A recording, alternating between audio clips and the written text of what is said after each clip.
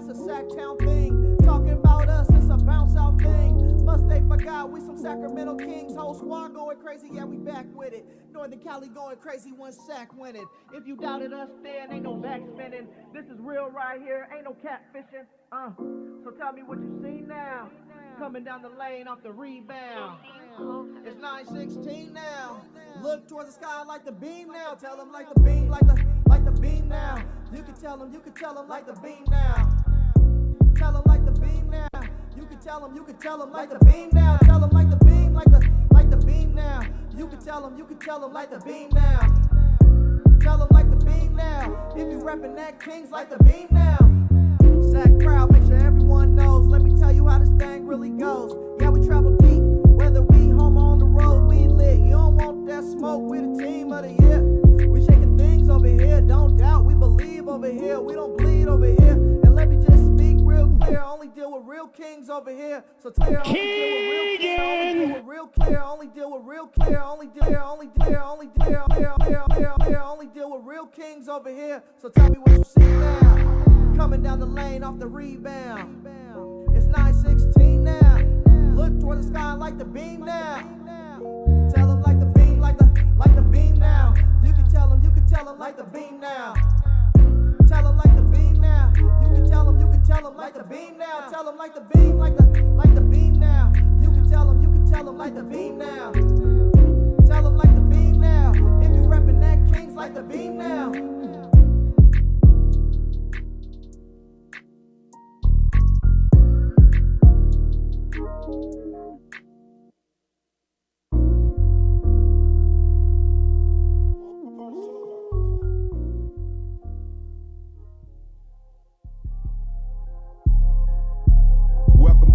Rebounds TV with Calvin and Barry. Just two crazy fans of the Sacramento Kings, and they sharing their opinion. So be sure that you subscribe. It's for the fans by the fans. Whether you chilling on the couch or wildin' in the stands. For laid back conversations about the Kings, subscribe here. Staying down until we come up thinking this gon' be our year. We're here drinking beer, talking about the Kings. Be sure you subscribe so you can hear that bell ring. Yeah.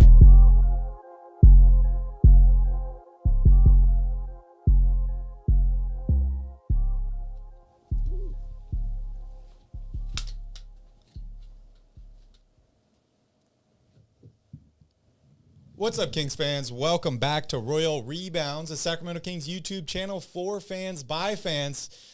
The Kings finally get a win tonight, 140-120 over the Houston Rockets. Houston's missing quite a few pieces. Garrison Matthews was out tonight. Happy about that. No Kevin Porter Jr. Calvin, Kings get the win. Light the MFing beam. Light the beam. How many likes till we light the beam tonight? Oh, man. We got to get at least 40. All right. You guys heard it here. 40 likes and we light the beam. Cheers, buddy. The beam is lit. Mountains are blue. We're here. We're drinking Kings beer. win. Why not, Lane? Why not? Oh, that's delicious. You got the chain on tonight. I like it. I'm wearing my Malik Monk jersey. Hopefully you guys like that as well. Go Sacs. Shout out to everybody here in the chat. Brian is here. Alfie Man, Lane, Mike Monticello, Tito, Amir, Patrick. Wow, Jim is here. Charles, we got a lot of Dylan, a lot of OGs here in the chat. Good to see you guys. Bouncer is here as well. Angel is here. Shout out to all my guys in the chat. Love to see you guys here. Calvin, feels good. Feels really good to get a win here. Sure does. And I think, before we dive into the game, I think we have to acknowledge what happened yesterday on the show here. I wore my De'Aaron Fox jersey for a reason today. Yeah. I mean, he showed up today. He was there. He showed up to work, just like you asked. The team looks a little bit different when he's around. Happy to hear the baby is okay, healthy. His wife is okay and healthy. And De'Aaron Fox is reporting back to work. So I appreciate him. Maybe I owe him a little bit of an apology for diving in on him yesterday and in his absence from the team. I was frustrated. I was emotional. It was a horrible loss. And Calvin, I actually wrote a little poem for De'Aaron Fox. Oh, my goodness. You guys are in for a treat. Yeah. I got a little poem here for De'Aaron Wow. Fox written. It's a good one. I don't write poems very often, but sometimes I do. All right. Is this thing on? Roses are red, violets are blue. De'Aaron Fox, I love you. Aw. Bam. All right, got was that really out of the way. sweet. Got that out of the way. Shout out to De'Aaron. Shout out to all my Sacramento Kings. Calvin, give me your first thoughts on the game tonight. Thank the NBA schedule makers. Thank God. The Kings needed this game in the worst possible way. It could not have come at a better time. We talked just a couple of days ago about how they basically did nothing right. They played not perfect, but they played pretty damn well tonight across the board. There aren't many areas of this game. Points in the paint, which was one of my keys to the game, something that Houston does very, very well, and the Kings are very, very bad at. That's an area where they can improve for Wednesday, but it doesn't get much better than 21 made threes. How many assists tonight? Crazy number of assists. 35 assists, 41%. 51%, from three, 58% overall from the field. It was a balanced attack. Like I said, the Kings just needed this game very, very badly to reset everything, get guys going that haven't been playing well lately. So thank you, NBA schedule makers. Thank you. Yeah, we definitely needed this one. I needed a reset for myself, Calvin. I mean, I was a little worried after the last game. Couple game losing streak. Like I mentioned, the West is very, very tight. So very, very happy they got a win here. I am dropping a poll. I know you guys love polls. So I'm dropping another poll here in the chat. I want to hear from you guys. Who is your king of the game? Go ahead and vote now. I'd be interested to hear because a lot of players played pretty well. A lot of players played well tonight. Shout out to David. Shout out to Neil is here in the chat. Love you guys. Love all of you guys. All right. What was I even going to talk about? Should I just go right here into the box score? Let's do it. Just like we completely ignored the box score yesterday. Yeah, this is We could spend probably an hour talking about the box score today. This is a good box score to talk about, so let's dive right in. Domas Sabonis, 32 minutes of action, 17 points, 7 rebounds, 10 assists, 2 steals, 5 personal fouls. He had 3 at halftime of this game, picked up the 4th one in the 3rd quarter. But hey, good performance by Domas. Also made a 3-pointer tonight. Harrison Barnes, 26 minutes of action, 9 points, 5 rebounds, 3 assists. Keegan Murray, huge game from Keegan Murray. 33 minutes, 30 points, 6 rebounds, an assist, 2 steals. Calvin. Can we get a Keegan Murray. 11 of 17 from the field, 8 of 12 from three-point range, Calvin. That is a career high in threes made in a game. That is a career high in points in a game, breaking through the 29-point mark. De'Aaron Fox, 29 minutes of action, 16 points, 4 rebounds, 8 assists, 2 steals, and a block in this game, 4 turnovers. Pretty good performance, just coming back from the 2-game layover for him. Kevin Huerter, 29 minutes of action, 16 points, 4 rebounds, 4 assists, a steal, a block. Love what I saw out of Kevin Huerter tonight. Trey Lyles, 14 points in 16 minutes. Davion Mitchell, 5 points in 17 minutes. And my guy, Malik Monk. My guy. 20 20 points, a rebound, 2 assists, 4 of 7 from three-point range, Calvin. Malik was all over the court. It was great. It was great. And, of course, I am wearing my Malik Monk jersey tonight. Yeah, Very, very happy. Your boy. Very, very happy. I mean, we're not going to talk about the Rockets. No one wants to talk about the Rockets. Why? Interesting, Calvin. I was actually reading this story today. You heard that NASA was experimenting with rockets without engines? I did not hear that. Yeah, the project never really took off. Oh, I see what you're doing. Kind of like the Rockets tonight. Anyways, give me your thoughts on the box score. Well, I do want to say I've already made one error today. 38 assists, not 35. It was 35 rebounds. I just looked in the wrong spot. You better fix that. Too many Lickety numbers. quick. Yeah, too many numbers to look Lickety-split. at for this game. But I think I just go back to balanced attack, right? Like the Kings needed this game so badly, not just because De'Aaron Fox comes back, which helps everybody else settle back into their roles. Keegan Murray has been struggling as of late, not tonight. Kevin Huerter struggling, still not shooting the ball quite lights out like we thought, but I found it amazing. Even despite everything this season, he is still shooting over 40% from three. That just is mind-blowing to me. He's just such a sneaky good shooter, right? He is. Even when he's struggling, he got off to such a good start. And then the bench, the bench was huge today. Really, aside from the third quarter where they gave up 40 points, I mean, they allowed 24 points in each of the first 2 quarters. The defense looked much better. They were very active in the passing lanes tonight, got out in transition, easy baskets, fast break points, which I'm going to talk about a lot today because I did a little research during this game. I love it when you do research. I love it too. But fast break points, it's inspired me, so I decided to look a little bit deeper into that. And I'm going to go back to the wing defender that the Kings need, as this is more support for why they need it. But this was just a game that the Kings needed to have, and they got it. So hopefully they don't fumble the bag and come out on Wednesday and lay an egg, because that would be really rough. Yeah, hopefully not. Guys, don't forget to vote in the poll, in the chat. I'd love to hear your king of the game before Calvin and I both give ours. Shout out to Charlie. Charlie's here in the house. We got JN is here. As far as the team stats go, the Kings shot amazing in this game, Calvin. Amazing. 58% from the field, 51% from the three-point line. And the Rockets didn't shoot bad either. 50% from the field for them, 40% from the three-point line for the Houston Rockets. Free throws, 83% for the Kings as opposed to 79% for Houston. Houston did out-rebound the Sacramento Kings 39-35. Domas did not get the 10 rebound number, the double-double, but he did get it with assists, so he's still leading the NBA in double-doubles.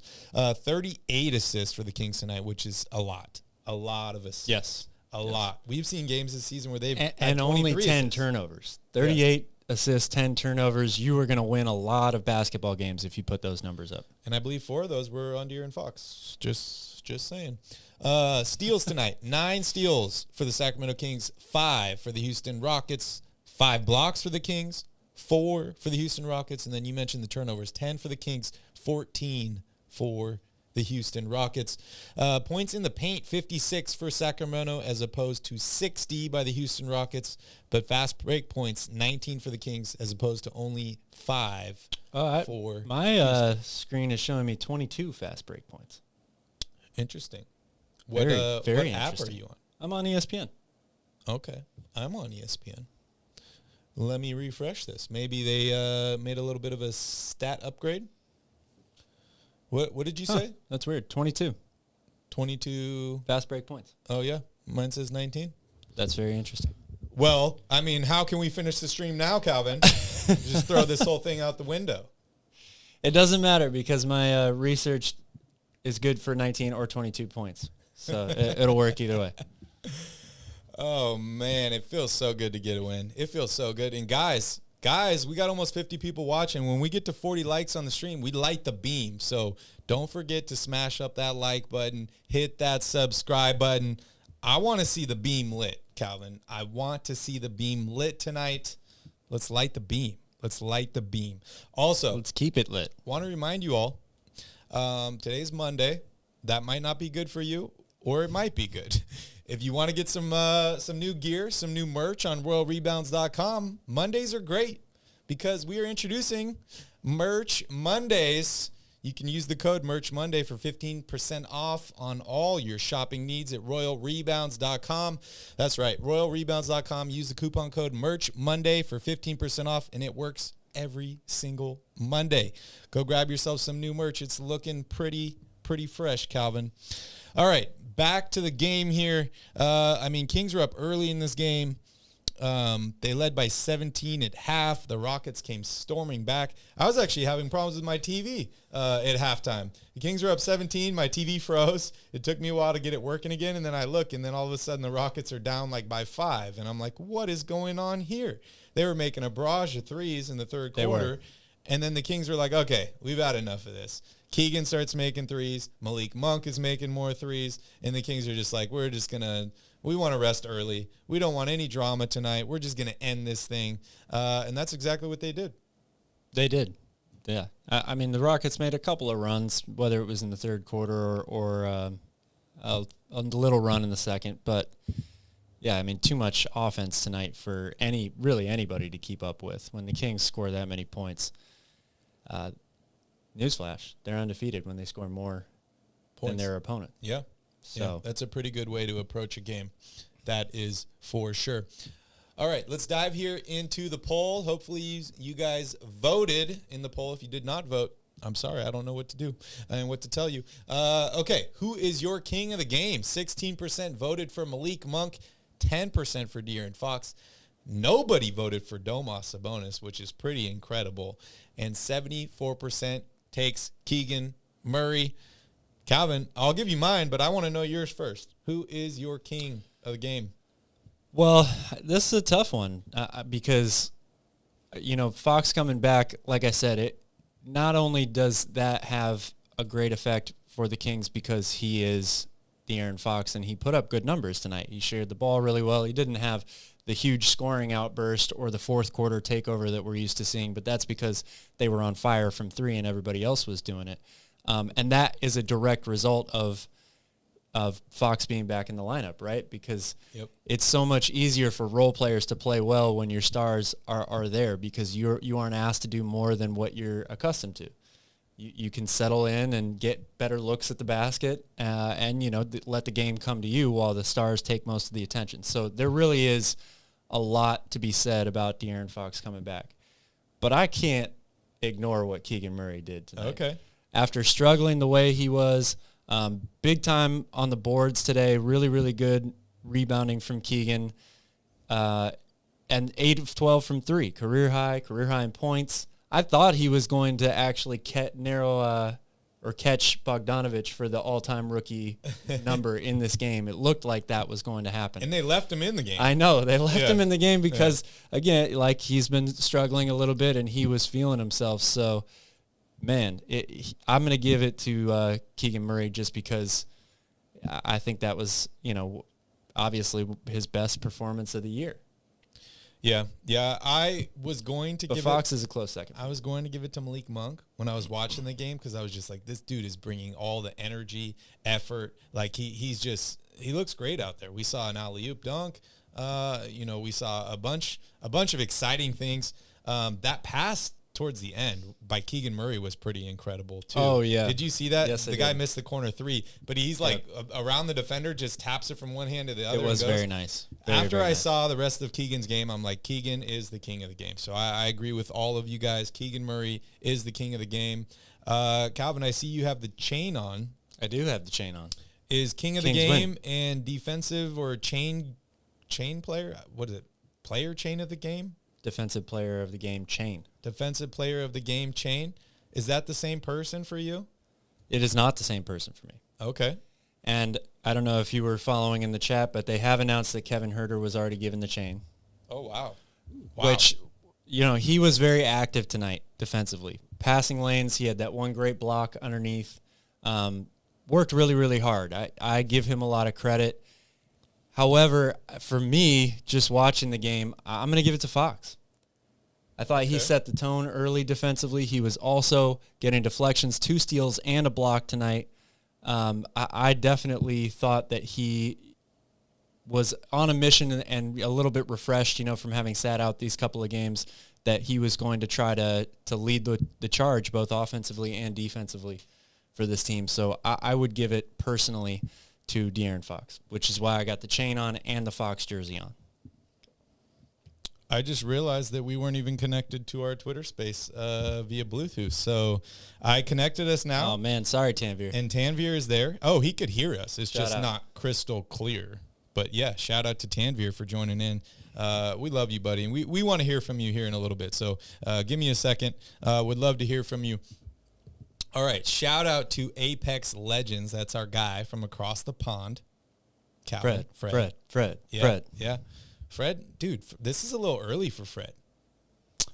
It is. Or is I it guess late? no work tonight. Or is it or late? last night? Is it Or late or whatever early? whatever it is. I don't know. I don't know. Shout out to Fred, though, for joining in. Also, Double O is here. Tom is here. Digital Henry. Faquan. Wow. Jay is here. Jeff the Lefty. Sass. Wow. Good to see you all. Everybody shows up after a win, Cal. I love it. Light the beam. Light the effing beam.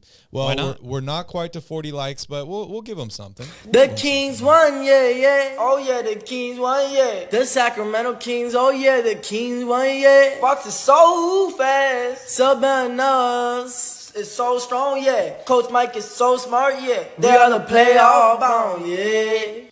Charles, that's for you. There we go. Where's Lydia, dude? That's Lydia's jam. I know. Haven't Haven't seen her in a little while. Haven't seen Lydia. Also, Jim would like to know how to talk on Twitter Spaces if you want to give him a breakdown. Okay. Jim, would love to hear from you on Twitter Spaces. All you got to do is go over to Twitter. If you have not downloaded the app, you can get it for free in the App Store. Don't know if Elon knew that. But you download Twitter, make yourself a little account. You can follow us, Royal_Rebounds. Click on our profile picture and hit join space. Then in the bottom left corner, you can hit request to come up on stage. We'll bring you up. We'd love to hear from you. And then when it's your turn, you just need to unmute your microphone, and you'll be ready to go.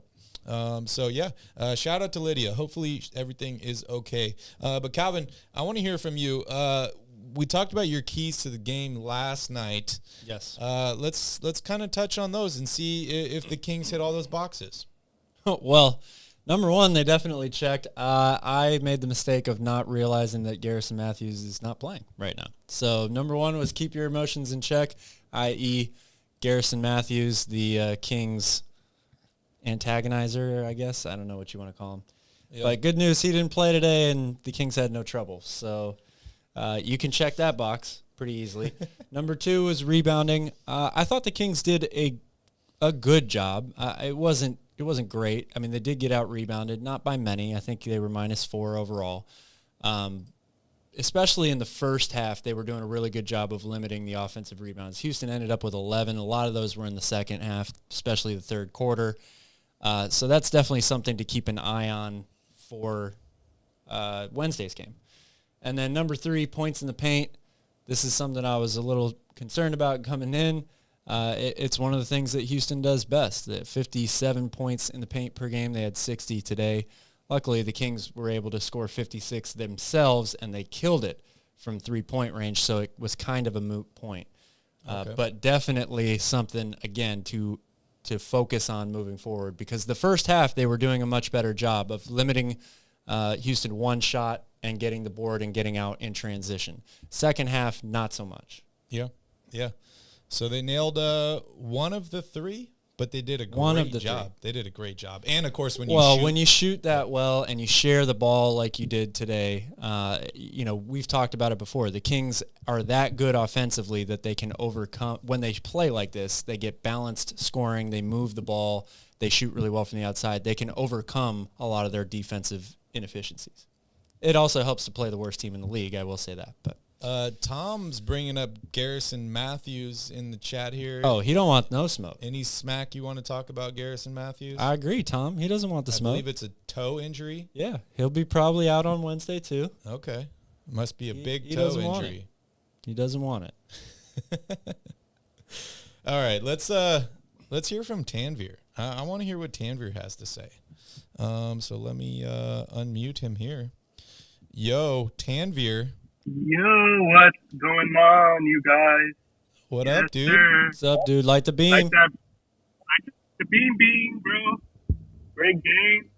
How are you Couldn't feeling, be bro? more happy. Hella excited, bro. Hell yeah.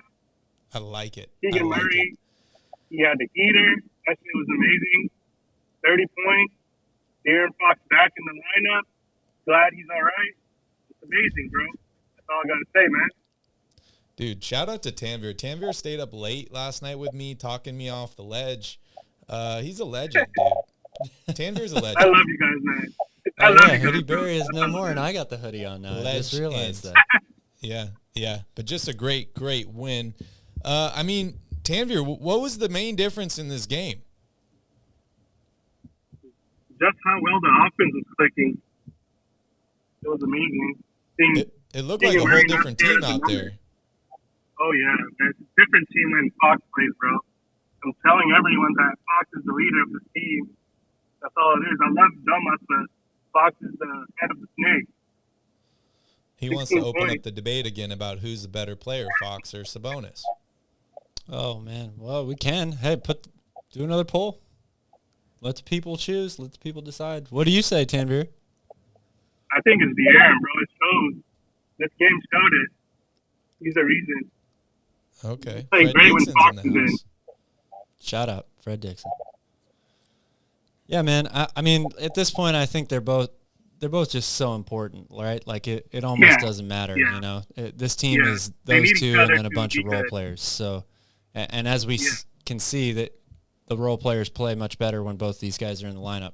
I think if Sabonis were to miss as many games as Fox had, the record would be equally as bad, if not worse. You know, I think the Kings are 1-4 when Fox doesn't play. I'm assuming it would be the same, or 0-5 if Sabonis didn't play. Well, he did play. He did miss one game. Yeah, right? they won. They won that game. I believe that was. So maybe it would be 1-4. I guess. Was that the Lakers game? But yeah, it's a good problem to have. That debate for me. Oh it's 1A and 1B. You know, they both are equally important to the success of this team. So Tanvir, yes, they are. Do you know what win number that was for the Kings today? What was that? What number win was that for the Kings today? That was number 30, yo. Number 30, yo. That's 30. Right. What was the Kings' record wins. last year? Oh, not last year. It was not that good. It was all right, but we were 30 and 52. Yep. That's incredible, right? It's freaking amazing, man. Ain't nothing make me more happy now. I mean, we're not even at the All-Star break, right? We're 4 games left to the All-Star break, and we already have the same amount of wins as last year. What a difference. Oh, yeah, man. What a difference a year makes. If I told you we had 30 wins right now, you guys would probably say, nah. At the beginning of the year, probably. Yeah, definitely. Well, hey, Tanvir, we appreciate you, joining us via Twitter Spaces. We got to get back to the show, but I want to hear a prediction for Wednesday's game from you. Hey, man, it's going to be the same result, bro. 20 points. We're going to win by. Same result. 20-point win. Repeat. I like it. All right, Tanvir. I'll be on Twitter Spaces a little bit later after the show if you wanna join in. For sure. You know me, man. I'm always there. All right, buddy. We'll talk to you soon. Shout out. Have a good one, man. Tanvir. Yes, sir. Thanks, bud. Always good to hear from Tanvir. He's happy, dude. He sounds really happy. I mean, I don't know a Kings fan that wouldn't be happy right now at this point. Dude, last night's game, social media was the emotional swings. Crazy. I'm not going to lie, dude. I was part of the swing. I was part of the emotional swing. Oh, yeah. I was not attacking people on social media. Social media was crazy. Just ask Charlie, right? I was not attacking people on social media, but I saw a lot of people attacking and getting attacked. Yeah. Which is brutal. It's so brutal. I feel like a lot of people, they forget that there's human beings with faces on the other side of that screen. Yes. So please don't attack people. You know, everybody gets emotional after losses, wins, all that stuff. Just treat everybody, like a human being. Because you never know what other people are going through. You really, really don't know what other people are going through. And honestly, Calvin, I talked about it a little bit last night late on the Twitter Spaces. I didn't mention it on the show, but I think that the thing that a lot of people fail to see here is that the reason that a lot of people have hate is because the line between love and hate is so thin. And when you love something so much and things blow up in your face, hate is like the first thing that you turn to. So I think a lot of people were spreading hate because they have love and they don't know how to express it properly. That's true. So that is true. Shout out to all my Kings fans. It's a fine line between love and hate. And should we light the beam? Oh, yeah. Got to give the people. Let's see. Do we have it here? Oh, yeah. We can do this one, too. How's this? Fire the laser! Yeah, look at that beam. Wow, it's a beaut, ain't it? It is a beauty. Light the effing beam, man. Purple beams in the sky. Wow. Wow, wow, wow. That is incredible. All right, Calvin, back to the game. Anybody you really want to highlight? I mean, we talked about Keegan Murray. Kevin Huerter made 2 out of 7 threes tonight. One of the biggest things for me is like this Kings team just needs to get back on track shooting the basketball. They've shot horrendously for like the past week, maybe even longer. Even in some of those wins, they were not shooting well. We saw a poor performance by Harrison Barnes, Keegan, Kevin Huerter. HB didn't do exceptionally well tonight, only 9 points. But Kevin Huerter was making a couple. Keegan was the main difference, right? 8 threes tonight, which definitely boosts a lot of those numbers. But Calvin, I mean, somebody asked you, I believe it was on last night's show, what do you do when your shot's not falling? Keep shooting. Is that the only difference tonight? Keep shooting. I mean, that's how you shoot yourself out of a slump. Like, you can't be the one thing that is great about Keegan, we talk about it being maybe a negative thing sometimes in that his emotions never change no matter what happens. But when you're in the middle of a slump, it is great to have that. His form looks the same every time. He's got a really quick release for a guy with long arms like that. He never wavers. He takes the good shots that come to him within the offense. And if he gets hot, that's when he keeps letting it fly. These guys, Domas and De'Aaron and all of them, they look for him more, obviously, if you're on fire. So it's great that he has that same calm, cool, collected composure no matter whether things are going really, really well or going really, really poorly.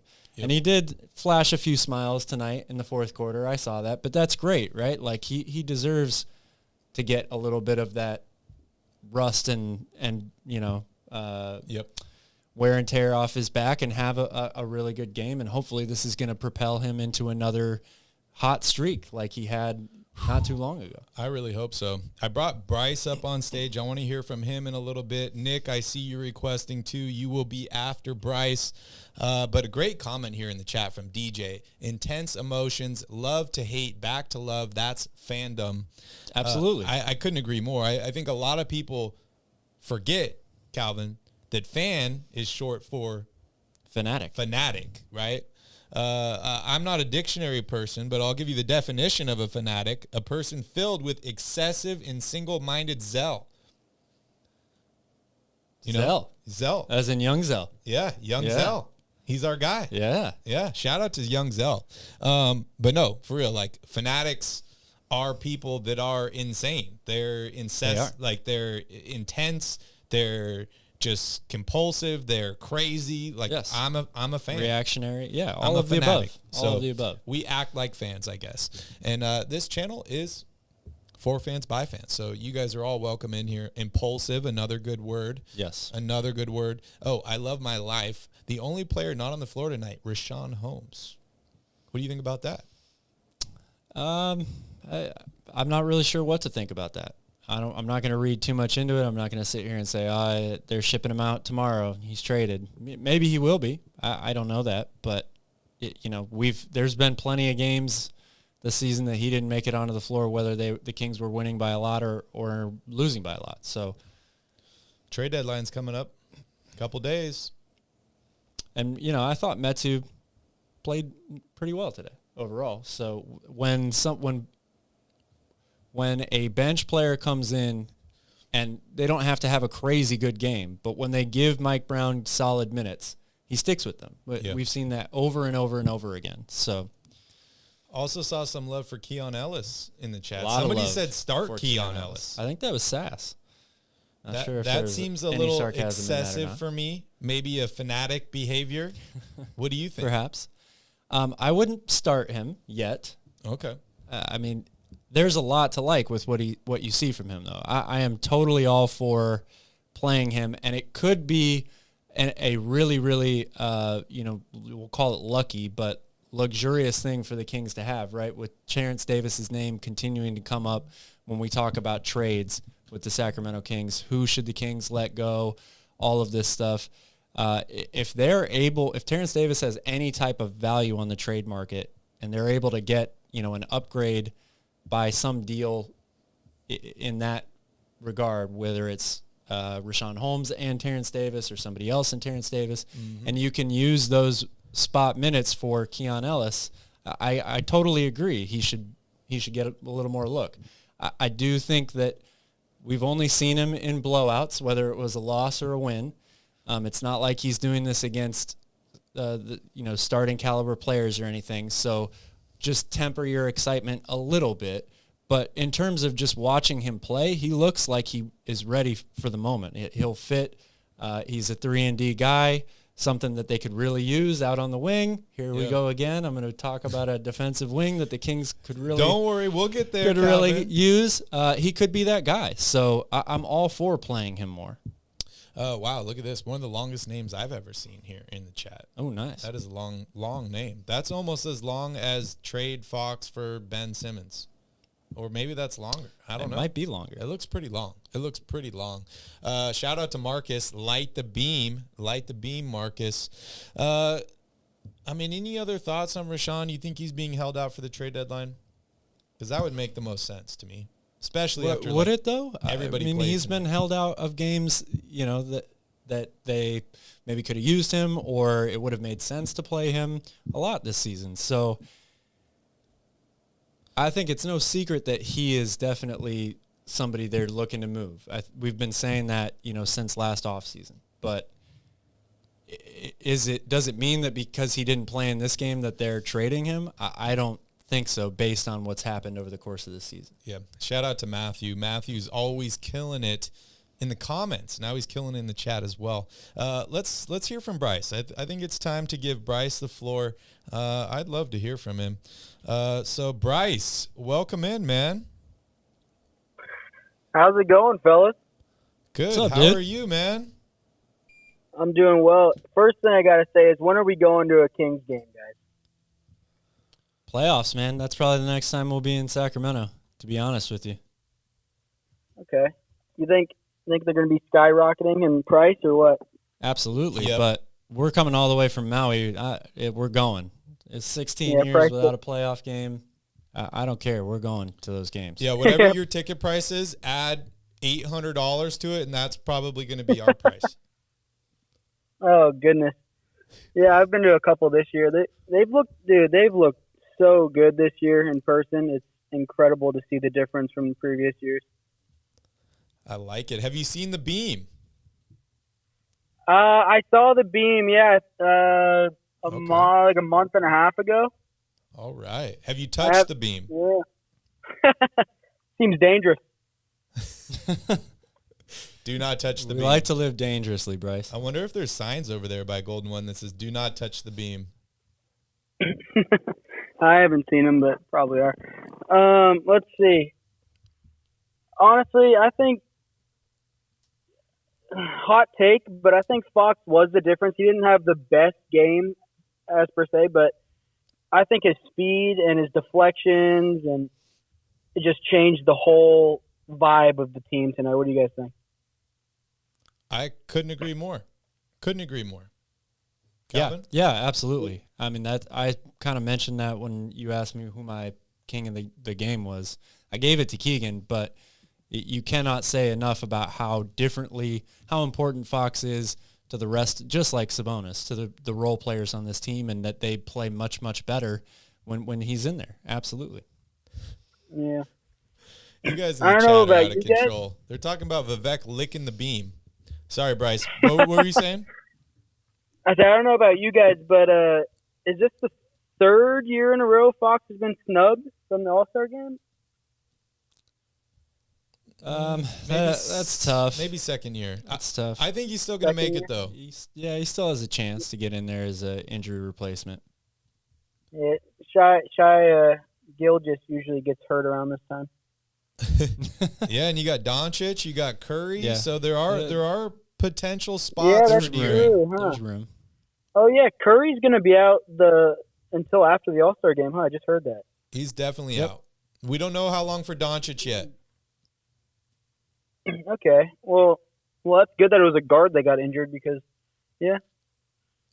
Yeah, Okay, one thing cool. I was talking to Calvin about, which is kind of strange, is, the fact that the starting point guard on the East All-Star team is Kyrie Irving, who's now been traded to the West.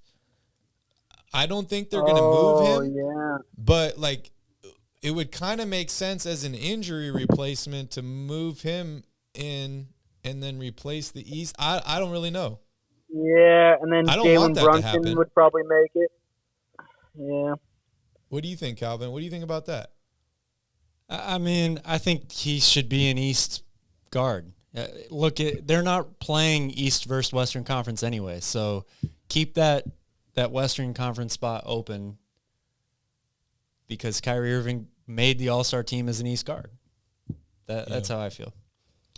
Bryce, I wanna hear your thoughts on the trade deadline because today's Monday. Trade deadline is on Thursday. Oh, yeah. What do you think happens? I'm doing some research. I don't know if this guy's available, but I would love Alex Caruso on the Kings. I don't know if he's available. I don't know, but he's the energy that I want to see from everybody on the Kings. I don't know. What do you guys think about that? He's been reading your notes. I would love Alex Caruso.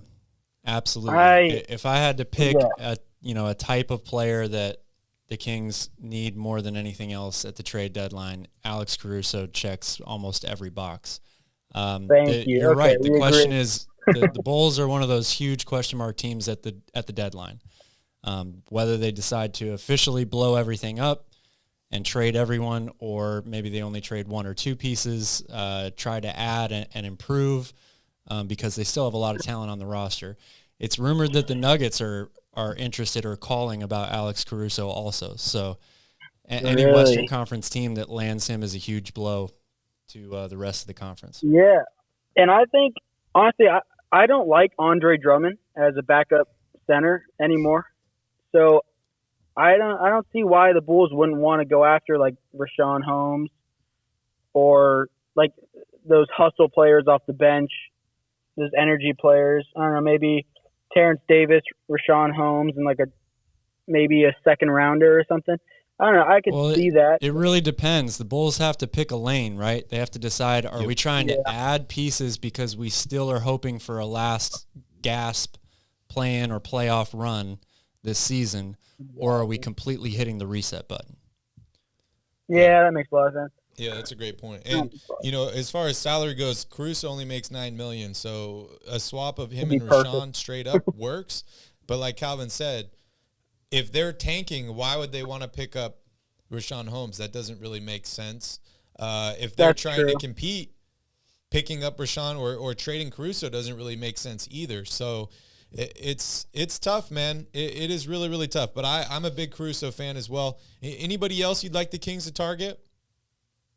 I don't know if he's healthy or not, but I kind of like Robert Covington. I don't know. I haven't heard his name in a long time. His favorites. Yeah, I haven't heard of his name in a long time. I think he still plays on the Clippers. I don't think he's played much this year, though, but I love him as a 3-and-D guy. But back to the Bulls point real quick. I don't see why they would tank with DeRozan, Levine, and Vucevic. There's no way that operation is going to tank. Well, that's the thing. They might decide to trade one or two of those guys. Yeah, okay. But yeah, Robert Covington, what do you guys name has think come about up that? an awful lot lately. So it just they're in a really difficult position because, Lonzo Ball not being there is such a huge empty void for them. He really changes their team. As talented as they are across the board, they have a lot of great individual pieces, but Lonzo really was the guy that kind of made everything work early last season when they were all the way up to, the top of the Eastern Conference. And since he hasn't been available, they've really struggled. So they have a lot of money committed, and they're in a really interesting. They're in a big dilemma, trying to decide whether they need to keep this going a little bit longer or back out, get a bunch of picks and some young players, lose for the rest of the season, and see how high in the lottery they can get. Yeah, I get that, and that's such a weird thing with Lonzo because I'm pretty sure he just wanted to get like a microscopic knee procedure, and it turns into what, 8 months now, and he had a it's just meniscus something tear, bugging. and the original surgery did not correct it as well as they would have liked. He had a lot of scar tissue and stuff that affected his healing, and he had to have another surgery after that, which he still is not fully recovered from. So it's a very serious situation. Guy's only 25 years old. He's already had 3 operations on the same knee. That's pretty bad. That's my brother's favorite player, and he is so mad that he hasn't hit the floor the last year. It's a bummer. Not even to mention all the ankle injuries and stuff too. Like he's really dealt with a lot. Well, Bryce, we appreciate you calling in on the show. We're going to let you go here, but can you give me a prediction for Wednesday's game against the Rockets? Wednesday's game against the Rockets. I'm calling Keegan Murray he's going to play well again, 22 points, and Kings win 126-113. Okay, a little bit closer game, 13-point margin of victory. I like it, Bryce. Thank you so much, guys. Dude, thanks, man. Thanks for calling in. Thank you, buddy. We'll talk to you soon. All right, sweet. Have a good night. All right. Next up, we got Nick. Let's bring Nick up on stage and see what he's up to. Couple of housekeeping notes because I had some questions in the chat. First of all, shout out Jay, to PK. Shout out to PK. Yep. Jay, I saw you a couple of times in there. Yes, you can have an autographed game-worn headband. I didn't have long hair when I played competitively, so I do not have any headbands from those days. But I have plenty of pickup game headbands now that I wore, and I can sign one for you. I'll bring it to Golden One Center when we come for the playoffs. Hopefully I can get it to you then. Maybe when we cut your hair, we'll save little locks of hair. Oh, there you go. I saw a jar of the sand from Tom Brady's retirement. Exactly. Maybe we can sell them on eBay. We'll give some out to some lucky fans. Absolutely. And Jay also asked me if I have ever been to Arco Arena. I absolutely have. In fact, I played. Which one? At Arco Arena. The second one. Okay. Sleep Train. Yeah. Sleep Train. Toot toot. It's still Arco to me. Your ticket to a better night's sleep. Something I was thinking about the other day. So it's funny because when you play in Minnesota, they have that like the wolf, like when you're shooting free throws or something. It's like, ooh, it sounds like a spooky wolf. It's like, ooh, the howl. Then when we played in Indiana, they had like some freaking NASCAR sounds going, like the Indy 500 was like, did you hear that? Yeah. Like they had like cars going. Should they do something like that in Golden One? Should they have like a moo or something? A moo. Maybe just a bell, a cowbell. I think they have a cowbell already, but like, then if it ain't broke, don't fix it. Maybe like a moo, when they're shooting a free throw and it just goes moo. I think that'd be funny. All right, let's hear from Nick. All right. Yo, what's Nick. up, guys? Yo. Light the beam. Light the beam. You sound much happier than last night, Nick. Fire the laser. Fire the Why laser! not? There you go. You like that? Why bud. not light the beam? Why not? Why not light the beam? Nick, what'd you see in the game tonight? Tell me about your experience watching the game. My experience watching the game was Keegan Murray shooting 3-pointers. We played good defense tonight. We won tonight. We played good defense against the Rockets.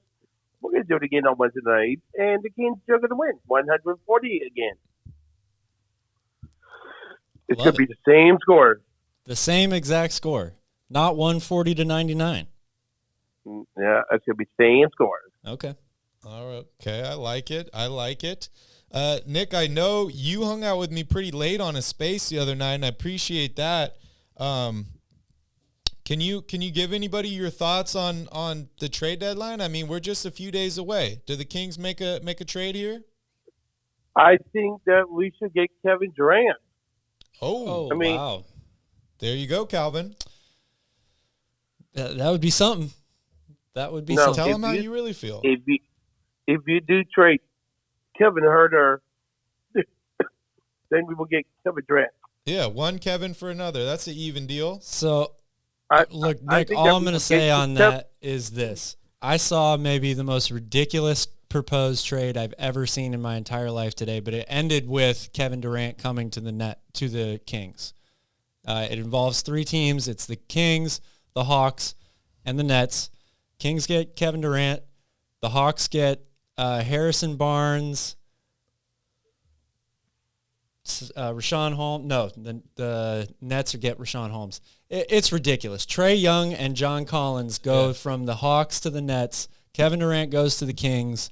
It's just absurd. So if it happens, it's probably going to have to be a 3-team deal. I will say that. Show me a realistic trade offer. Yeah. I find it hard to believe that this is doable for the Sacramento Kings. I find it hard to believe that it's doable for most teams because I don't think the Nets are in a position where they want to trade Kevin Durant right now. If we get Kevin Durant, we would win the championship. It would be a good fit. Yeah, He would win the Depending on what you have to championship. give up, I guess. You would have to give up a lot. Would you be willing to give up Keegan Murray? I don't know. You would have to give up a lot to get Kevin Durant. Definitely. Absolutely, you would. Nick, who's your? And Kevin Durant, he's won championships before. He has. He sure has. Nick, who's your favorite player on the Kings right now? Keegan Murray. Keegan. Get him. And Jeremy Murray. Yeah. I like that button too. Let's do it one more time, Nick. I got you. Murray. There we go. Murray. I like it. Okay, so you're predicting, let me get this straight. You're predicting the Kings win to Wednesday and they trade for Kevin Durant. Is that right? Yes. I like it, dude. I like it. That's good. Nick always makes me feel good on this show, Calvin. He's a positive reinforcement for me. I like it. Like the beam. Why not like the beam? Did you shoot any hoops today, Nick? I did at the gym today. Okay, that's good. You got to get shots in. Once a week's not enough, man. Got to get shots up. Yes, you do. Once a week is not enough. All right. Well, before we let you go, Nick, can you give me your keys to the game on Wednesday? Keys to the game is play good, play hard, and get a win. Play good, play hard, get a win. I like it. All right, Nick, thank you for calling in, dude. We appreciate you. I'll be hanging out on Twitter Spaces a little bit later. We'd love to talk some more with you. Okay. Like the beam. All right, buddy. Sleep. Are you guys Sweet gonna beans? be packing up from the studio? What? We'll be in the space studio after the pretty game soon? or after the show. Yeah. Yeah, you guys got a nice studio. Thanks, man. Yeah. Appreciate you, buddy. Okay. I'll talk to you You soon, guys- Nick. All right. Like the beam. Light the beam. The beam. I like it. Light the effing beam. All right, Calvin. I mean, I could talk about this game for hours, honestly. It's not like last night's game. It And I don't helps even when want you to win talk by about 20. I don't even want to talk about last night's game. But we could talk about the rest of the game, or we could talk about the trade deadline. What do you think? I'm fine with either one. All right. What time is it? Okay, so we've been live for about 50 minutes now. All right. Last thoughts on the game tonight. Kings get a win, a very, very important win.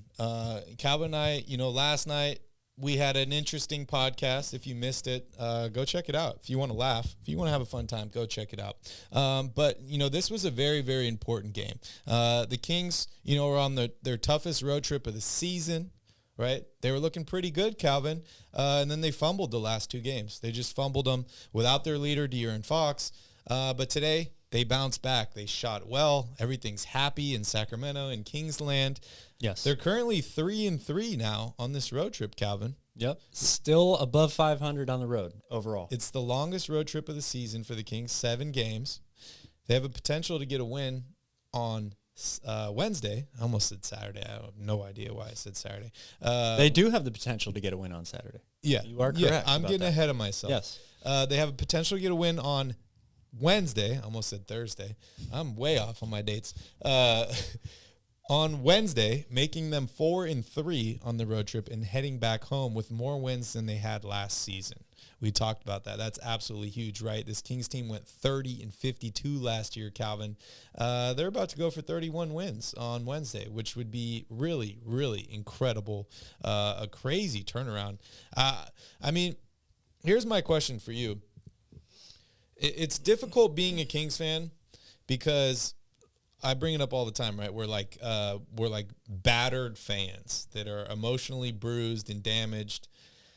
But I also think at the same time, a lot of outside people looking in have hated on the Kings for so long, right? That the Kings are trash and all this. At what point, because we've already kind of seen it a little bit on ESPN, we've seen some bandwagon fans like Charles Barkley jump on the Kings bandwagon, right? He's riding the bandwagon hard. We've seen some people jump on. But, what do you think the Kings have to do to, I guess, show that they're the real deal? What do they have to do to show that they're the real deal? Yeah, to like all these outsiders that just hate on the Kings because they're the Kings or the Kings or whatever. They've got to do two things. It has to be sustained. It has to be longer than half of a season. It's probably got to be longer than one season. They have to come back next year and, make the playoffs again. In order for everybody else in the country to think that the Kings are relevant and a legit team, they'll probably have to have at least 2 years of in the playoffs and win a playoff series. Not the answer I was looking for. But you're asking for people outside of Sacramento who don't pay attention to this team whatsoever to finally look around and say, oh, this team is for real. You don't think some dude in Minnesota is taking a poop right now and looking on the standings on his phone? Well, maybe in Minnesota, but they've been bad for a long time, too. Sacramento's the number 3 seed in the West. Where did this come from? I'm sure a lot of people are doing that.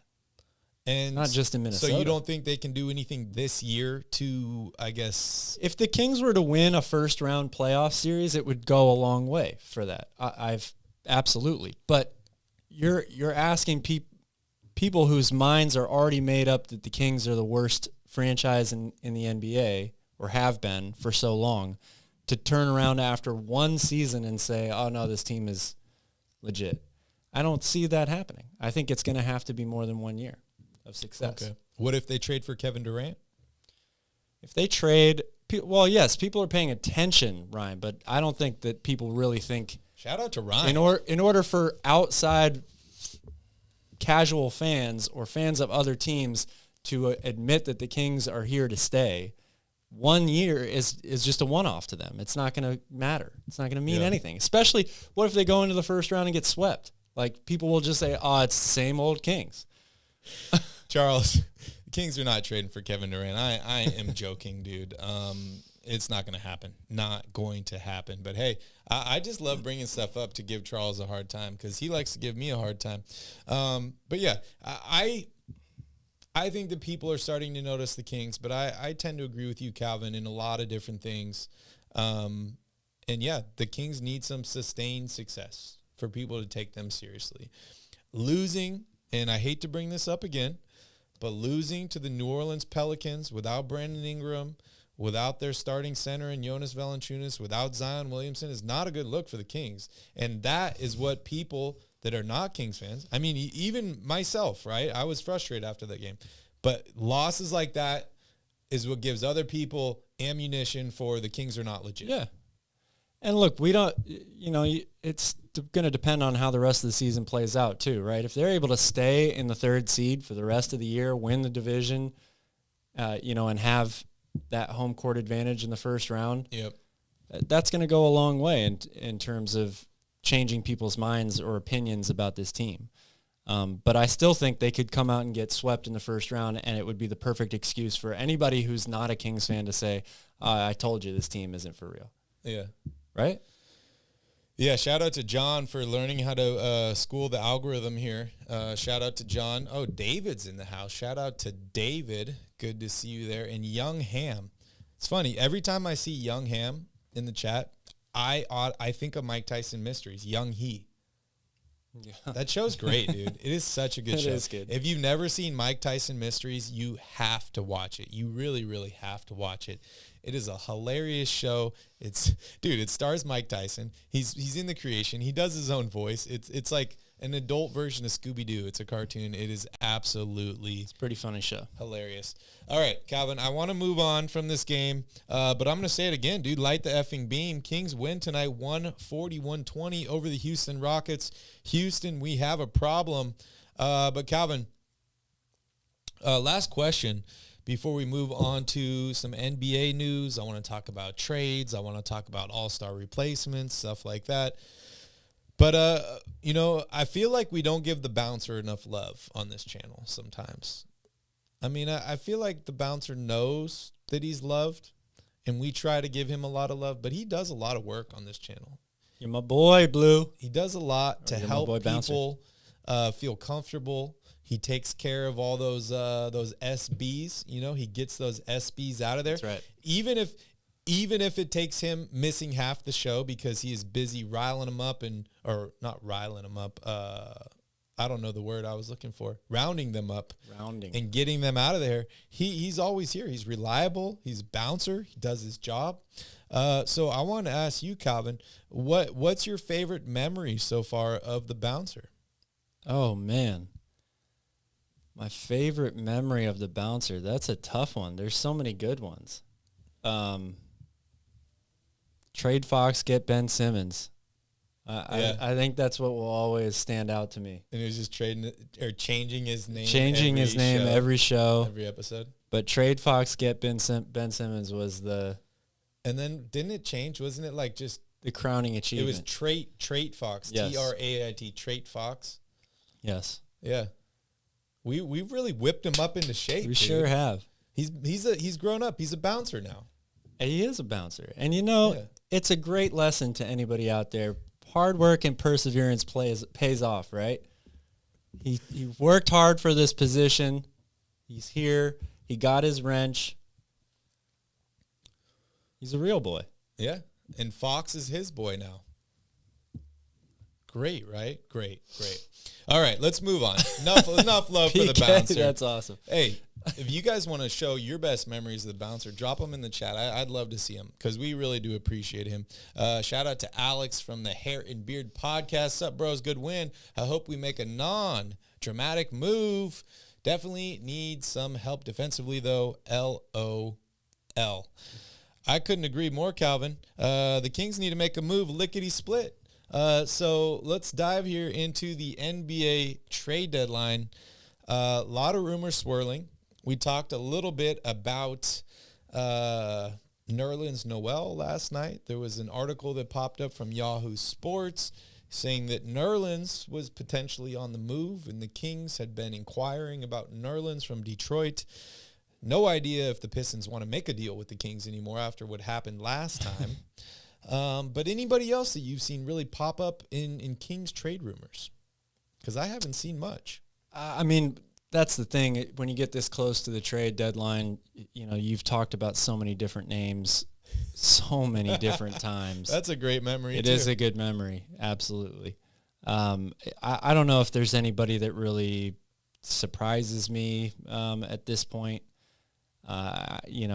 Names just are going to continue to fly here. So it's all the names are the same two positions. It's either a wing or a backup center or both. Yeah, and this, this 3-and-D wing, I guess I would say. This kind of reminds me of a thought that I had, and I expressed it here on the channel. I don't even know how long ago it was. I keep track of time based on what the bouncer's name is on the podcast, and it's been the bouncer for so long that like all my days are jumbled together now.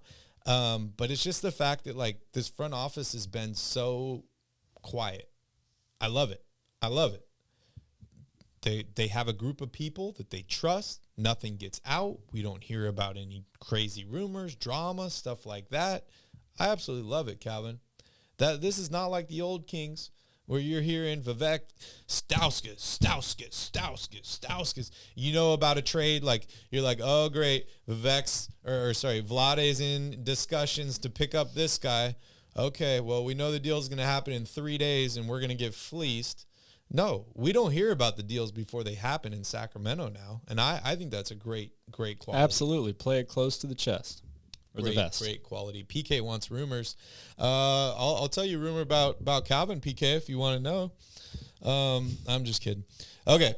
One thing I did notice, Calvin, that popped up today, and I don't think a lot of people knew this, is I get nightmares. The Nets deal was not official until 3 hours ago or something like that. Yeah. The Kyrie Irving trade to the Mavs. I thought it was done yesterday. Then I see something pop up today, and it's like the deal's not done. Could involve a third team. The Nets were trying to involve Toronto in the deal. Yeah, well, no deal can be official until a player passes their physical either, right? Which he was flying to Dallas today to have the physical done. So they ended up completing the trade between the two teams. They did not throw a third team in there. However, I'm continuing to hear Toronto swirl around in rumors. They've been involved with almost the number one rumor every team in the NBA. I've heard about Siakam. I've heard about OG. I've heard about Fred VanVleet. Yep. The list goes on. They got a lot going on. So what do you think? Do you think they're buyers or sellers at the deadline? I mean, Usai Majiri is another one of those GMs, right? That it's really hard to tell how he's going to play it. I mean, I think he's going to ask for so much. They want to be sellers, I believe, but they're going to ask for so much. I mean, it's rumored that it's 3 first-round picks for OG. PK fire. How many teams are going to actually pay that price tag? Yeah. Majiri doesn't like to move on quickly or easily from guys that he drafted or he developed. They're a very homegrown style of, aside from maybe Kawhi Leonard, homegrown style of franchise that takes a lot of pride in they're finding the diamonds in the rough and all this stuff and bringing them along. So I think they're a very interesting team to watch. They're a lot like the Bulls, a team that has a lot of talent, should be playing better than they are, but they're struggling this season. They're outside of the playoffs looking in, and they're trying to decide whether it's worth it to move some of these guys.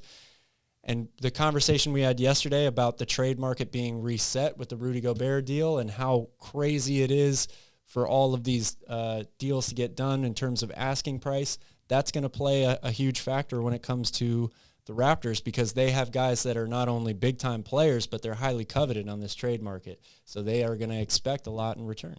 Yeah, great point. I mean, we heard about how high the asking price was for Kyrie Irving. It dropped. It did drop. That's true. I thought they got a pretty decent package for him, but it did drop. One thing we haven't really heard about much, John Collins lately, which is really, really strange because the dude has been in trade rumors for years. We heard that they wanted a star player or a young player and multiple draft picks.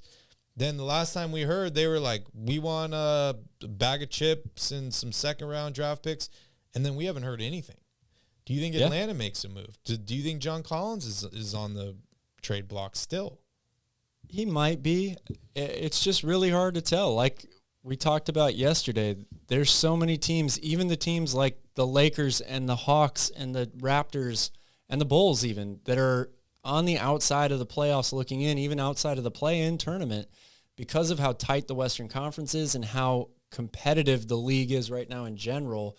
You know, all of those teams still have a lot of talent on their rosters. Mm-hmm. So they're in very difficult positions at this deadline to decide whether or not it makes sense to, first of all, do you move on from some of these big name players that you have? And second of all, if you make that decision, what are you looking for in return? Are you still trying to compete? Are you looking for a deal that nets you players that still keeps your team relevant and competitive and possibly gets you into the playoffs? We know the Lakers are in that position, right? Yep.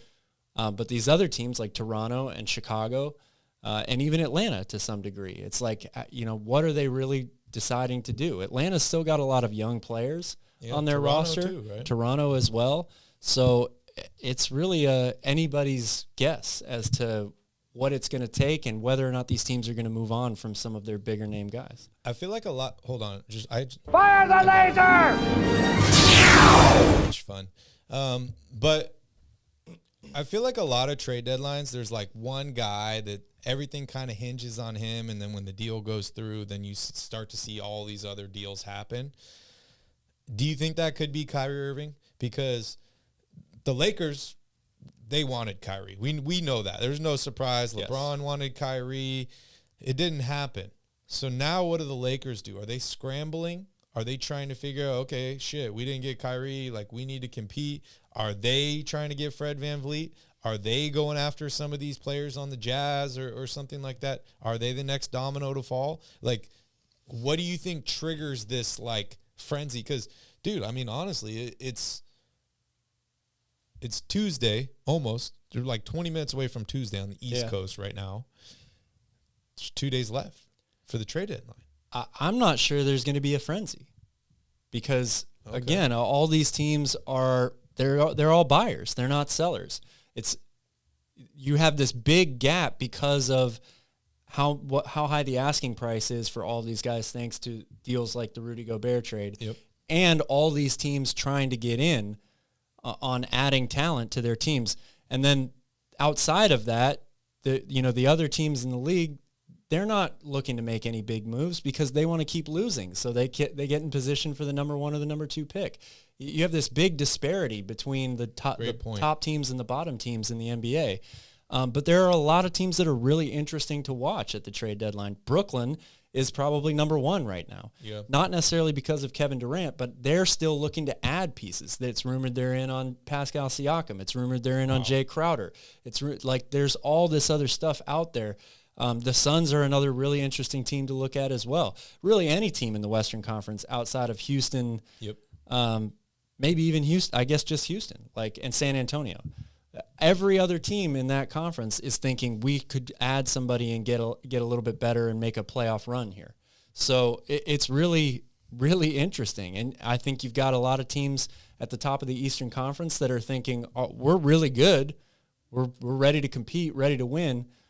But all these other teams are out there trying to get better too. So maybe we make a little move. The Milwaukee Bucks have been trying to get Jay Crowder for months. It hasn't happened. So could Kyrie Irving start the domino effect? Yeah, he could, because typically speaking, you do see a big name player get traded and it equals aftershocks and ripple effects throughout the trade market that way. But I also think due to the state of the NBA and the current market in general, you might see just a lot of smoke and no fire. It's very possible. I mean, the West is wide open right now. It really is, right? Golden State was the team that dominated for the longest time. They're struggling. What are the teams that stepped up when Golden State was injured, right? You had Phoenix, which is not the same team as they were when they made the finals. You have Toronto, much different team than when they made the finals. I mean, who else? Lakers, they're a different team too. So the West seems to be wide open. I just got to throw it out there. If any team in the West wants to trade for Kevin Durant, the team I think it should be, Denver Nuggets. Denver Nuggets. That would be something, man. Not that I want it to happen, because I want my Kings to go far, and it definitely hurts the Sacramento Kings. But if you look at a team that has been good for a long time, but they have, I guess, underperformed. They've dealt with a lot of injuries. I mean, all the way back to the time with Carmelo, Chauncey Billups, that team, they didn't do much in the playoffs. They really didn't. Now they have Jokic, amazing player. They deal with injuries every single year. If I'm the Nuggets, I'm trying to get KD. I'm on the phone. I'll give him Aaron Gordon. I'll give him Michael Porter Jr., whatever draft picks you want. I'm going to try and make a deal happen for Kevin Durant. If the Nuggets can acquire Kevin Durant, I think they win the title, or at least make it to the finals. Yeah, it's a really interesting topic of conversation. There's a lot of, I think, reasons why that makes a hell of a lot of sense. Other than, you could also see if they kept this younger roster that they had, maybe the championship window is open a little bit longer, I guess. I don't know, but all right, very tough.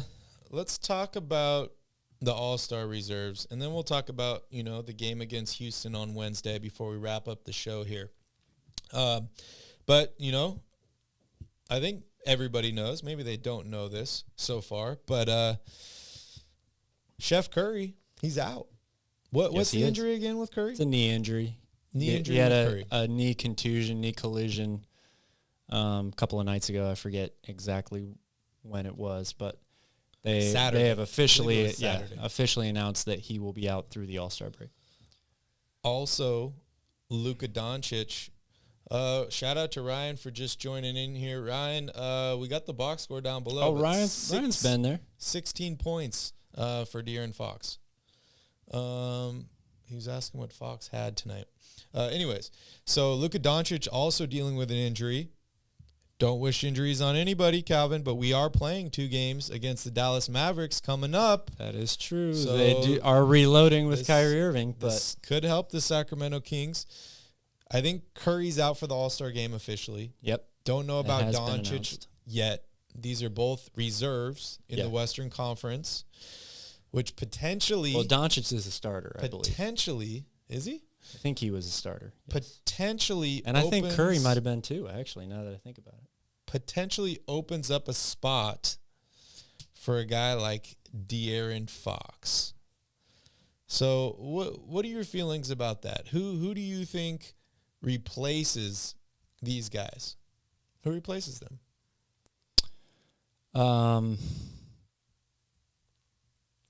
And yes, you are right. Curry and Doncic, both starters, along with Zion, also dealing with an injury. Jokic and LeBron James, all the West starters. Yeah. Did SGA make it as a reserve? Yes.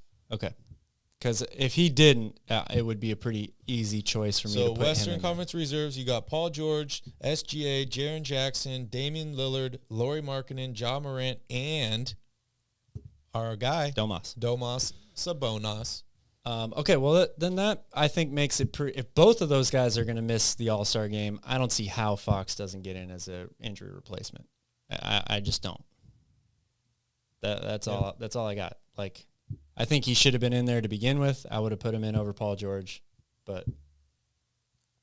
Shout out to JG here in the chat.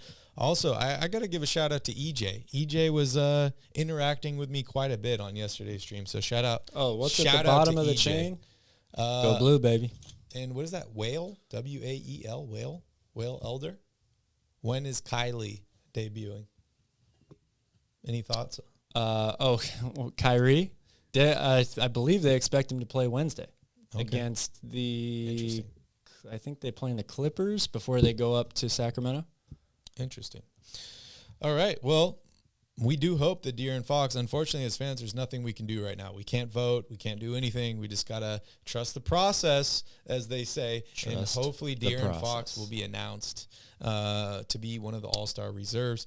What do you think that would do to this Kings team? What would that do for De'Aaron Fox? Is that validation, or is that like a thanks but no thanks? Like, I'm only here because of this. Man, I still think it's validation. It's not, the way you would have wanted it to go, but the fact that he would still be there and participate in the game, get to play with Domas, I know the two of them would have a lot of fun, obviously, together on the floor in the All-Star game. Well, yeah, but, it's the All-Star game. I still think that it would go a long way. It's not the same exact thing. Yes, Bouncer, I'm going to get there. I promise. You're in charge of the chat now. I love it. I love it because I miss so much in the chat. And Jim, I'm going to get to your trade proposal as well.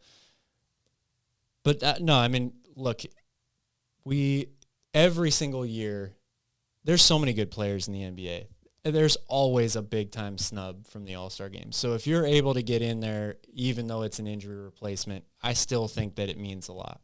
Okay. Personally. I like it. So you'd go. I'd go too. I would definitely go. Even though it's in Utah, I would still go. All right, Calvin, let's address the elephants in the room and do it lickety-split, okay? The Bouncer has been asking about Jared Vanderbilt. Yes. In Utah, and whether or not he would be a good target or a good addition for the Kings. Why would they trade him? Why would they trade him? Yeah. It's Utah. They're another one of those teams. Like, they expected to be really bad, or maybe not expected, but thought they would be. We all thought they would be really bad. Then they started off really hot. Then you kind of think, oh, maybe they're not going to trade anyone. Yeah. They still have all these draft picks. They're in a really interesting position going into the offseason in a big-time draft, and they've started to lose games. So I think that there are a lot of players that could be potentially available for them. When it comes to Jared Vanderbilt on the Kings, I really like his defensive versatility, potentially his rebounding. He's not a guy that you can really spread the floor with necessarily. I think he would fit overall on the team, but I'm definitely not giving up, a decent trade package to get him. I'm going to go back on my rant about a defensive wing. That's what I really want. Charles is emotional and here I think in the that, chat. yes, he is. Always. No, I'm just kidding. I'm poking your chain. Or yanking your chain. Poking your chain. Yanking your chain. But no, so poking your chain. Yanking it. I think that there are better options out there than Jared Vanderbilt. I would much rather see even though Vanderbilt is a guy that has, potential to switch as a big and guard smaller players, I do like the idea of somebody in the Matisse Thybulle or the Jay Crowder realm better. Even a guy like Torrey Craig, for example, those are the types of players that I would be going after first and foremost. And you're not giving up your package, right, to get him? No. Okay. I'm not. That's what John wants to know. I'm not giving up my package. Okay. Jim, I saw you ask earlier about DeMar DeRozan. We've had this discussion before. I love DeMar as a player. I don't like his fit with the Kings. I think that he would be too much of an isolation player. The ball wouldn't move as well with this team. That's part of what makes them successful. He's older. He makes a ton of money. So you would be kind of limiting yourself limiting yourself more this off season, in terms of maybe some cap flexibility or what you could do. So I'm not a fan of trying to make a deal for DeRozan for those reasons. Okay. I mean, Harrison Barnes and Rashawn Holmes for DeRozan straight up works. I'm mixed on that. I think I want to keep HB though. So yeah, that's a tough one. All right. You mentioned you did some research. You want to dive into that before we jump into the next game? Yeah. So including tonight, Kings had 22 or 19, I guess, depending on whose laptop you look at, fast break points. I'm going to refresh it again. The Kings are, including tonight's game, 15-7 when they score 16 or more points, fast break points. They would be so much better if they had better perimeter defense, got more deflections like they did today, but against better teams, better offensive teams, and gave themselves the opportunity to get out and run. That is more evidence for me to say go get a guy like Matisse Thybulle. Okay. I like it. I just think that this team, if they were to have that guy, especially in the playoffs, when the pace of the game slows down a little bit more anyway, it's a little bit more intense. You've got all these great guards and great wing players in the Western Conference. Mm-hmm. I know people are really big on they can't stop anybody inside. They need a rim protector and rebounding and all this stuff. But part of what would make you a better at defending the paint is if you didn't let guys get into the paint as easily. So, and I just feel like this team is constructed, the way it's constructed and built, they have everything they need to be a fast run and just, fast break team. But put the ball on the floor, get out in space, and attack the rim. They're so good when they do that. Yeah. If they were to add somebody that made that easier, and I get people's inhibitions about you want a James Thybulle. Worthy. Oh, I would love to have James Worthy. Are you kidding me? But I get people's inhibitions about Thybulle because of his offensive inefficiencies. Number one, they don't need him to score in the half court. They can surround him with enough offense around him in the half court, in the half court. I'm getting ahead of myself. That it would still be effective. He would help them so much on defense, and he's really, really good at moving without the ball, something that this offense absolutely loves to do. They backdoor cut, and Sabonis finds them all the time. I think Charles brought that point up earlier in the chat, and Charles, you're my boy, man, because you and I are on the same page a lot of the time. He is great at cutting and moving without the ball. He would fit into the offense really well for that reason, and he would add so much for them on defense. So that's the archetype for the type of player I'm looking at in this trade deadline. Yeah. Brian, just real quick, wants to ask about Zach LaVine, and then let's move on to Houston. I think it's going to cost too much to get him. He's already extended on the Supermax. I like the idea of Zach LaVine. He's a good player. He's a fantastic scorer. He would continue to make this offense the best in the NBA, but he doesn't help them defensively, and that's where this team goes to the next level. So, Yep. All right, nice and quick there, lickety split. I like it. Okay, let's talk about the Houston Rockets. Let's talk about it. So before we get into your keys, was there anything that you saw tonight that the Kings did or didn't do that they could do to help take advantage of them on Wednesday? Well, I mean, they just need to continue to keep the offense humming, like keep the ball moving, the equal opportunity, spread the wealth, move the ball back and forth, side to side. This is a team in Houston where, you would love for them to play a full 48 minutes of great defense, but that's not who the Kings are right now. Yep. That's just not. Right now. Right now, yeah. I mean, things could change. Okay. Things could change, but that's not who they are. So this was a get-right game for them. It's another opportunity again on Wednesday. I still believe Kevin Porter is going to be out for Wednesday's game as well. Foot injury. Right now, Garrison Matthews is also listed as out. They just need to continue to move the ball, spread the wealth, keep shooting it well from outside, and rebound. Rebound. That's the number one thing that they need to focus on against this Rockets team. Yeah, I mean, I noticed that your keys are a little bit different. I did change them a little bit. Which is interesting. And that kind of prompted my first question is you play the same team twice. They're both in Houston. Why are your keys to the game different? Well, number one, my first key to tonight's game revolved heavily around the Garrison Matthews Malik Monk rematch, which it doesn't look like we're going to get. So I think I would alter it in terms of that. It's been a while since they had that little altercation anyway. But when you play a game play a team 2 times in a row, you kind of treat it like a mini playoff series, and the playoffs are all about game-to-game adjustments. That's how you win a series. You have to go in and win a game on the road, and you have to adjust from game to game. So, of course, there's going to be little tweaks. It's not quite the same when you're playing a team like Houston, which is why I kept some of the same keys. But let's get into them. Let's do it. Key 1. Well, I just talked about this. Okay. Get out and run. I like it. The Kings are 15-7 when they score 16 or more fast break points. They had 22 in this game. They got a lot of deflections, a lot of steals.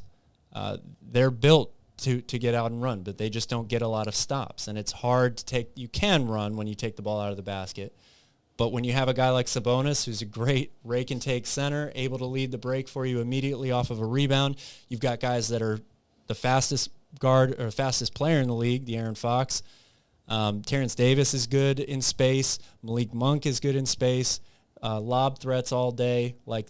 That's a huge advantage for Sacramento. They just don't get to take advantage of it very often because they struggle to get stops so consistently. So if they can do that, it'll go a long way for them.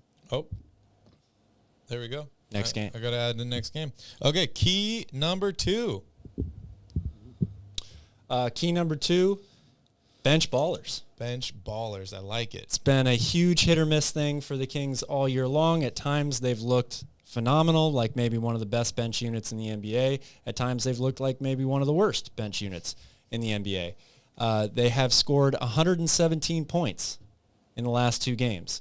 Part of that is inflated because they played a shit ton of minutes on yesterday and a huge loss, so they were going to score more points. But tonight, in a coast-to-coast win, pretty much, they had a phenomenal performance. Trey Lyles was great. Malik Monk gave him 20. Keep the bench balling. Keep the bench balling. I like it. 117 points the last 2 games. Wow. Yeah. All right. 54 tonight, 63 last night. Key number, Trace. Key number trace is the same as it was going into this game. It's points in the paint. Okay. I think you could probably put rebounding and points in the paint as 2 keys to every Sacramento Kings game. It's one of the things that the Rockets do really well. They had 60 points in the paint tonight. Kings are horrible at defending the paint. They give up 57 a game. So awesome keys. I like it. I like it. How are you feeling about Wednesday's game? You think we got a pretty good chance? They got a very good chance. I got one. This should be a win. I got one key to the game. That's it. One key on Wednesday, and that is Fire the laser! That's what I want to see, Calvin. All right, guys. I think that pretty much wraps up the show for us. Thank you guys so much. We appreciate you all for hanging out tonight. Kings get a victory. Don't forget to smash up that like button. Hit that subscribe button. Tell the bouncer how much you love him and you appreciate him. Calvin, any last words for the royal family out there? Thanks for watching, you guys. Yeah, thanks you guys for sticking with us after yesterday's show. That was a rocky one. Rocky is good. Thank you guys so much for watching. We appreciate you all. Have a wonderful evening. We'll see you all on Wednesday. In the meantime, go Kings. Keegan! Bouncer, you the real MVP?